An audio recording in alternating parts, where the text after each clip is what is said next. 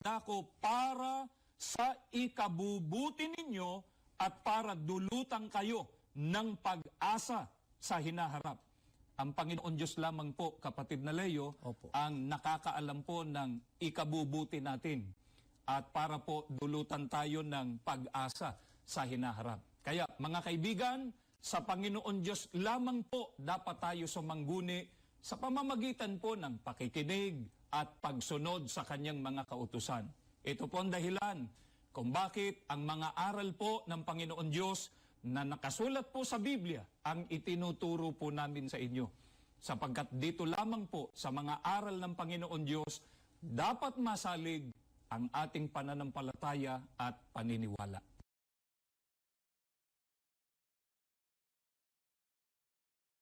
Tayo, kapatid na Reno, sa Iglesia ni Cristo. Sama ng ating mga kapatid. Opo, ay kailanman hindi po nagbatay ng ating paniniwala, hindi nang hawak sa mga pamahiin o superstitious beliefs. Kung ito kalaganap. Oo, kung meron man halimbawa na mga kapatid tayo na converts lang, no, from other religions, pagpasok sa Iglesia ni Cristo, iniiwang lahat yung ganong uri ng paniniwala. Sana po ay naging maliwanag po sa inyo at nakumbinsi kayo sa mga narinig po ninyo na itinuro po sa atin sa pamamagitan po ng banal na kasulatan. Ginagawa po ng Iglesia ni Cristo ang ganitong uri ng pamamahayag ng mga salita ng Diyos gamit po ang mga makabagong teknolohiya na tinawag po ngayon sa atas po ng aming tagapamahalang pangkalahatan sa kanilang paghahangad na ito sa marami pang mga tao na International Evangelical Mission on Air. Ngayon, maaari ito ang mismong itinatanong nila sa atin, kapatid na Dan. Bakit natin patuloy na ginagawa ang ganitong uri ng mga gawain? Yung ipinamamahagi natin, ipinalalaganap natin, yung mga salita ng Diyos na ating sinasampalatayanan. At ginagamit po natin ang makabagong teknolohiya para mas malawak po ang marating ng ganitong mga pag-aaral. Ano sinasabi ng Biblia ukol dyan? Basahin po natin ang nakasulat dito po sa Mateo 24 sa talatang 14 ay ganito po ang pahayag ng ating Panginoong Jesucristo. Subaybayan po ninyo, mga giliw po naming mga panauhin at mga kaibigan. At ipangangaral ang ebanghelyong ito ng kaharian sa buong sanglibutan sa pagpapatotoo sa lahat ng mga bansa at kung magkagayoy darating ang wakas. Ang tanong po kanina ng kapatid na Reno ay, bakit po patuloy na isinasagawa ng Iglesia ni Cristo ang ganitong pangangaral ng mga salita ng Diyos? At ginagamit nga po ang makabagong teknolohiya para mas malawak ang marating. Ang sagot po, utos ng ating Panginoong Jesucristo na ipangaral sa buong sanglibutan o sa buong mundo ang mabuting balita. Bakit naman? Yun ang kasunod na tanong ko kanina. Bakit ginagamit natin ang ganitong uri ng mga teknolohiya para mas marami pa ang marating ng ganitong uri ng pangangaral? Binasa po natin, kapatid na Reno, sa pahayag po ng ating Panginoong Jesucristo, ang sabi niya, upang ito ay makilala ng lahat ng bansa. Baka ang susunod na itatanong nila sa ating kapatid na Dan ay ganito. Bakit naman ganun ang utos ng ating Panginoong Jesucristo? Ano ba ang ibig ng ating Panginoon Diyos na mangyari kung kaya kailangang makilala, maunawaan ng lahat ng bansa ang mabuting balita o mga salita ng ating Panginoon Diyos? Ang sagot po sa tanong ninyo ay babasahin po namin, kapatid na Reno. Dito po sa unang Timoteo, 2:3-4. Pakinggan po ninyo, mga giliw po naming mga taga-subaybay. Iyan ay mabuti. Iyon ay nakalulugod sa Diyos na ating tagapagligtas. Ibig niya na ang bawat isa ay maligtas, ibig niya silang makarating sa pagkaalam ng katotohanan. Ano po ang ibig ng ating Panginoong Diyos na mangyari? Kaya kailangang makilala o maunawaan po ng lahat ng bansa ang mabuting balita o ang kanyang salita. Sabi po ni Apostol Pablo na ibig ng ating Panginoong Diyos na ang bawat isa ay maligtas. Ibig po niya, ang sabi po ng Biblia, na ang lahat ng tao ay makarating sa pagkaunawa at sa pagkaalam po ng katotohanan. Sana, kapatid na Dan, at mga sumusubaybay po sa amin, maramdaman po nating lahat ang napakadakilang hangarin, ang pagmamahal at pag-ibig ng Panginoong Diyos sa ating lahat. Gusto niya tayong lahat maligtas. Gusto niya tayong lahat makarating sa pagkaalam ng katotohanan Opo. upang makinabang sa kaligtasan pagdating ng araw ng paghuhukom. Eh ngayon, ito naman ang susunod na tanong, kapatid Opo. Adan. Paano mangyayari yun? Papaano makararating sa maraming bansa, sa maraming mga tao, Opo. ang katotohanan o ang mga salita ng ating Panginoon Diyos? Ang sagot naman po sa tanong na yan ay babasahin po namin dito po sa aklat po ng mga awit, 40, mga talatang 8 hanggang 10, dito po sa bagong sanlibutang salin ng banal na kasulatan.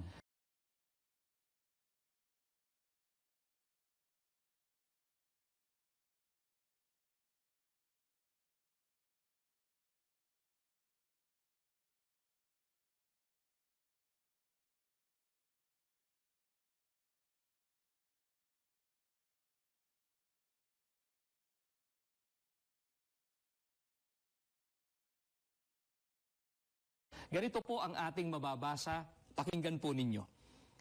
Ang gawin ang iyong kalooban, o Diyos ko, ay kinalulugdan ko, at ang iyong kautusan ay nasa aking mga panloob na bahagi. Inihayag ko ang mabuting balita ng katwiran sa malaking kongregasyon. Narito, ang aking mga labi ay hindi ko pinipigilan, o Jehova, nalalaman mo yan ng lubos. Ang iyong katwiran ay hindi ko tinakpan sa loob ng aking puso. Ang iyong katapatan at ang iyong pagliligtas ay ipinahayag ko. Hindi ko itinago ang iyong maibiging kabaitan at ang iyong katotohanan sa malaking kongregasyon. Papaano po malalaman ng mga tao? Yun ang tanong natin kanina, kapatid na rin. No?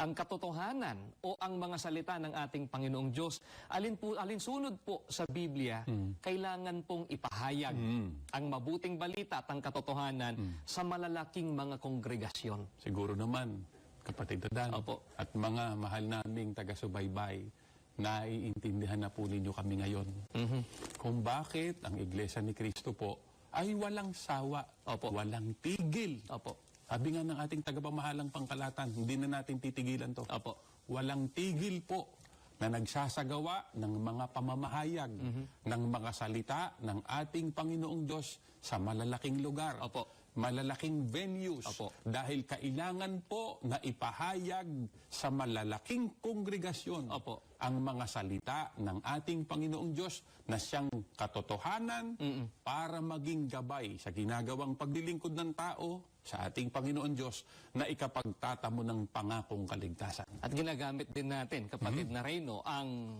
modern technology upang marami pang mga tao sa iba't ibang panig ng mundo ay malaman din po ang tungkol sa salita ng ating Panginoong Diyos. Sila po ay sumampalataya at maligtas po pagdating ng araw. Kaya ginagamit po natin ang mass media. Itong ginagawa natin ngayon. Opo, social media. Yes. Opo, sa pagpapalaganap ng mga salita ng ating Panginoong Diyos, ang television and radio technology, Maging ang radio. opo, Pati, internet, yes. ay kinakasangkapan din po para maisakatuparan ng utos ng ating Panginoong Diyos na ipangaral sa buong sanglibutan ng mabuting balita bago po dumating ang wakas. Ngayon, pagka ang pag-uusapan, kapatid na Dan, ay ang ukol sa kaligtasan, may ilang mga tao na ganito ang nagiging reaksyon. Opo. Napakarami kong kailangang harapin sa buhay ko. Maraming iniintindi. Opo. Maraming ginagawa. Kumbaga, gusto nilang paunawa o gusto nilang i-reason out na wala silang panahon. Opo. Ukol sa pagre-relihiyon. Hindi po nila priority. Hindi nila priority ngayon sa buhay. Maaring siguro sa hinaharap, maaring na nilang harapin yun. Ang tanong, Opo. tama ba ang ganong uri ng mentalidad o isipan na ipagpaliban pa yung nauukol sa ating ikaliligtas? Mali po yun, kapatid na Reyno, sapagkat ang pahayag po ng banal na kasulatan ay ganito po ang mababasa natin sa 2 Korinto, sa talatang 2, sa Good News Bible. Sa pagkaka-translate na pong muli sa wikang Filipino ay ganito po ang ating matutunghayan. Pakinggan ninyo kung ano ang sinasabi ng Diyos. Nang dumating ang panahon upang magpakita ako sa iyo ng kagandahang loob, nakinig ako sa iyo. Nang dumating ang araw upang iligtas kita, tinulungan kita. Makinig kayo. Ito ang oras upang tanggapin ang kagandahang loob ng Diyos. Ngayon ang araw upang maligtas. hindi po dapat na ipagpaliban, kapatid na Reyno. Hindi dapat na maging list of the priorities ng isang tao ang ukol sa kapakanan ng kanyang kaligtasan. Oo, dahil sana napansin ng mga sumusubaybay sa atin. Sa talatang binasa mo, sabi, ito na ang panahon. Opo. Ngayon na Opo. ang panahong ukol sa ikaliligtas. Hindi na talaga dapat pang ipagpaliban. Opo. Sa makatuwid ay hindi dapat na ipagpaliban ni numan ang tungkol sa ikapagtatamo ng buhay na walang hanggan.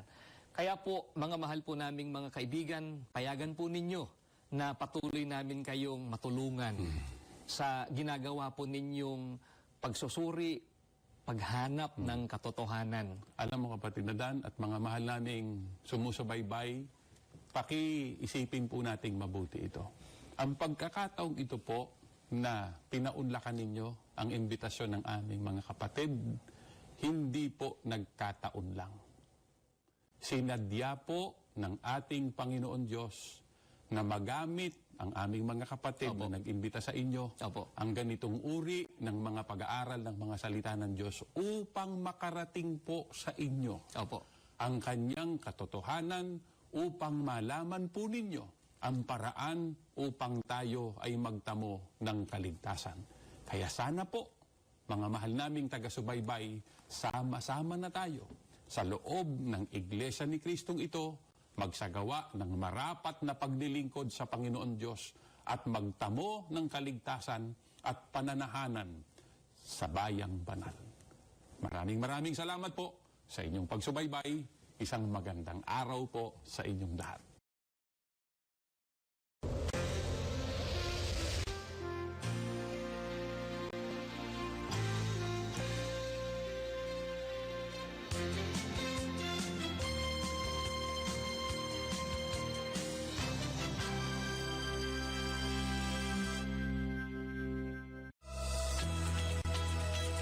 Si kapatid na Maria Claudia Gonzales, mga awit sa lokal ng Buwak, Distrito ng Marinduque.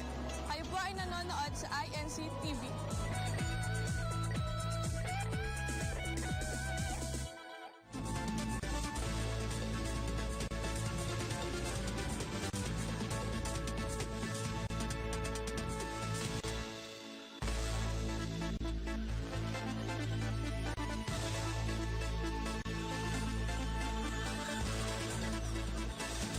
Magandang hapon po muli. Ito po muli ang INC TV Centennial News. At ako pa rin po ang kapatid na Benji Adalia. Patuloy na sinasagawa ngayong Lunes, October 27, 2014, ang International Evangelical Mission on Air and Online ng INC Radio DZEM 954 at INC TV.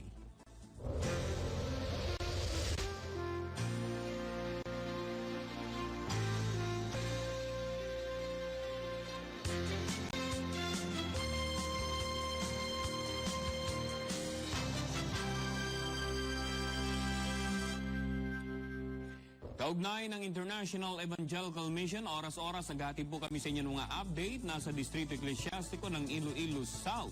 Si kapatid na Alvin Salazar. Kapatid na Alvin, kumusta na dyan?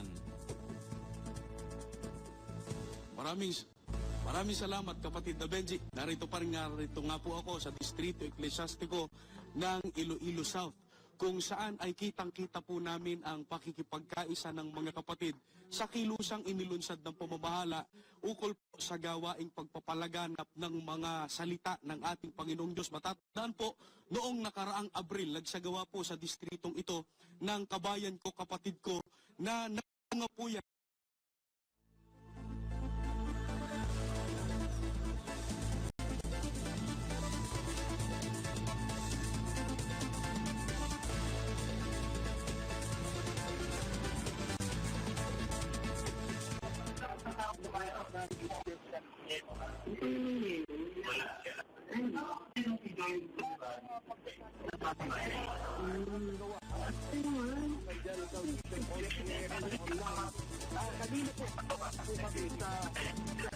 Po kami sa lokal ng lokal ng San Juan. At sa pagkakataon pong ito, narito naman po kami sa lokal ng Haro. Dito po sa Barangay Sambag, Haro, Iloilo City. Dito po sa bahay ng kapatid na Maria Luz Morada na isang diakonesa. Kakausapin po namin siya para po sa ilang mga detalye kung paano po ipinagtagumpay ang aktibidad na ito sa araw na ito. Kapatid na Luz, ano po yung ginawa po nating mga hakbang para po matugunan yung panawagan ng pamamahala na sa araw nga po na ito ay isinasagawa ang International Evangelical Mission and on air and online po? Sa katunayan po, kapatid, mga isang linggo na po ang aming Paano niyo po ba na pakinggan na meron tayong isasagawang aktibidad na kagaya po nito? sa aming destinado po na si kapatid na Carlos Pacardo. At kinausap po ako na kung pwede dito idaos ang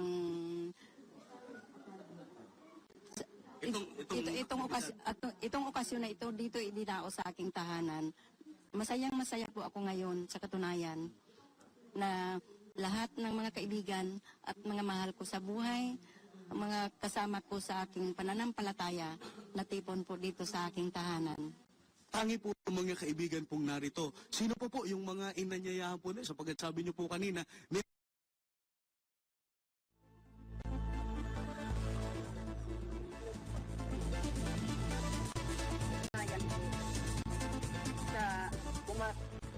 Nagbabalik din po sila doon sa kanilang lokal. Yung mga kaibigan po na mga taga rito, yan ang nagpaunlak at nararamdaman po ninyo.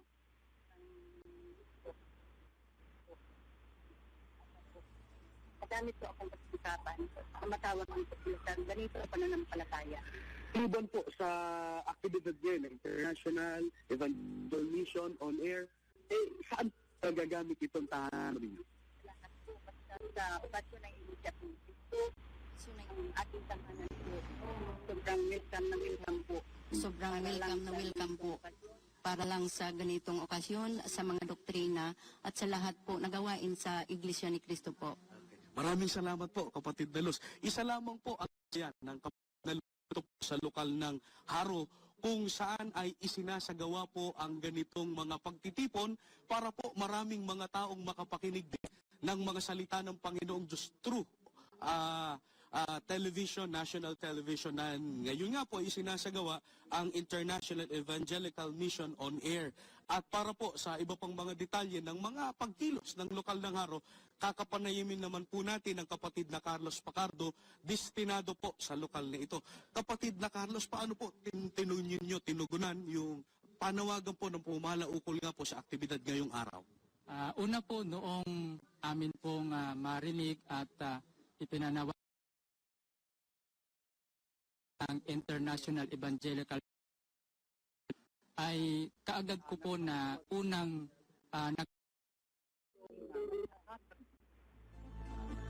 Upang sila po ang una namin na mahikayat na tumulong sa ganito pong gawain. Sabi po kami ng mga potensyal na mga na maaaring mapagsagawaan, katulad po sa dakot ito na dito po ngayon pinapagawa. Bukod po rin ay meron pang ibang mga dako sa aming lokal na po yung mga kapatid, nagtitipon po sila ng maraming mga panauhin para makinig ng mga aral na ating sinasampalatayanan. Sapagkat alam po namin na ang ganitong pagkakataon, isa po itong magandang para marami ang matarawag sa loob ng Iglesia ni Cristo. Sa kasalukuyan ngayon ay meron ng 10 dako na pinili po ng mga lugar na malalaki para mga bisita po, maraming makakadalo upang sa gayon ang kanilang mga bahay ay padala namin sa tunay na mga pabiling po. Maraming salamat po, kapatid na Carlos.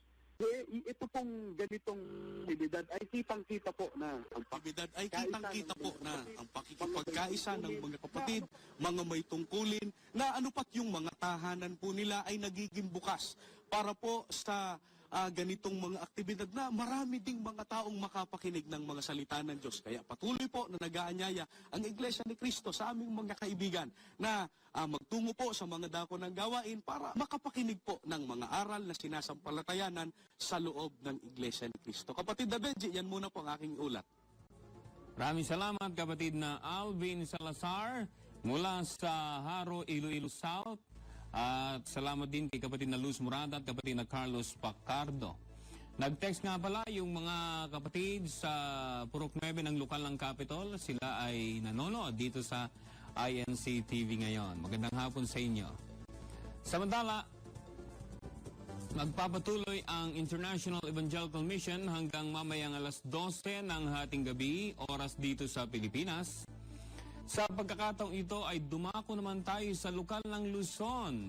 Kaugnay pa rin ng International Evangelical Mission. May live report si kapatid na Venice Cabral. Kapatid na Venice? Venice? Ayan. Maraming salamat po kapatid na Benji at tuloy-tuloy pa rin isa ng ating mga kapatid sa ating isinasagawang International Evangelical Mission. Kanina nga po aking nabanggit na nagtungo po kami sa tahanan po ni kapatid na Mercy. At ito po na abutan po namin sila na nanonood po ng ating mga programa kasama po ang kanilang mga kapitbahay. At sinadya rin po namin ang opisina po ni Ka Josie sa may Commonwealth Avenue at doon po ay naabutan po namin sila na nanonood kasama po ang kanya pong mga empleyado. Ngayon naman po Ka Benji ay nandito po kami ngayon sa isang gusali ng paggawaan ng ad paraphernalias dito sa Tandang Sora at online naman po ang paraan ng kanilang ang paraan po ng ating mga kapatid para po ipalaganap ang mga salita ng Diyos. Kanina po napanood po nila sa kanilang mga personal computer ang magandang talakayan ng programang Tamang Daan. Maliban po dyan Ka Benji, di lamang po mga personal computer ang ginamit po ng ating mga kapatid, kundi nakapag-log on po din sila sa incmedia.org through their tablets and Android phones.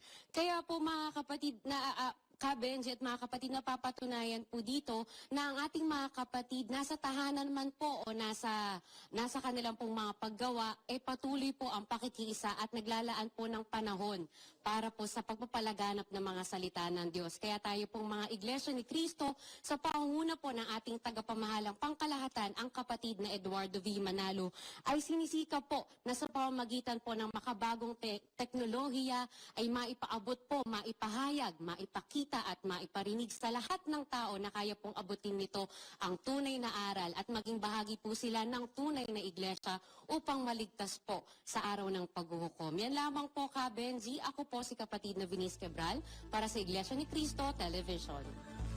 Maraming salamat kapatid na Venice Cabral live mula sa Culiat, Quezon City. Samantala, kaugnay pa rin ang International Evangelical Mission on air and online. Makakasama natin ngayon si kapatid na Jeff Digia para makapanayam via Google Hangout ang isang kapatid sa Iglesia ni Cristo sa Germany. Brother Jeff. Kapatid na Benji, maraming salamat po sa inyo at magandang araw po sa lahat ng mga kapatid sa buong mundo. As you know po, we're right now doing our International Evangelical Mission, and in connection with this, we can't help but to interview and see the reactions of the brethren, their comments upon how they participated in the International Evangelical Mission. So at the moment, we have with us here one of our sisters from Germany, but maybe it's better, Sister Bianca, maybe you can introduce yourself and what locale and district you're from. Sister Bianca? Hi po, I'm Sister Bianca Talastasin from Hamburg, Germany, district of Northern Europe po. Nice to have you with us, sister. And we understand that the brethren there in Germany, especially in Hamburg, they continue to be in unity with the church administration's project regarding the International Evangelical Mission. So we understand that the brethren there participated. Is that correct? Yes po. So maybe you can give us a story, or how was the setup? Where did it happen? We had different venues po. At first, we started off having it at the chapel. just to have everyone gathered all together and get it explained by our minister how it's going to happen, the International Evangelical Mission. We also invited our visitors to the chapel. And then after that activity at the chapel, sharing the live stream through our TV there at the chapel, we also went to the houses of the brethren to also have the International Evangelical Mission at their specific residence. That sounds really, really great, Sister Bianca. So, as we all know, this is, we can say, first-time event. So how were the reactions of the brethren? How were the reactions of the visitors that you asked? The visitors were quite surprised po, because they were wondering, okay, normally it's a minister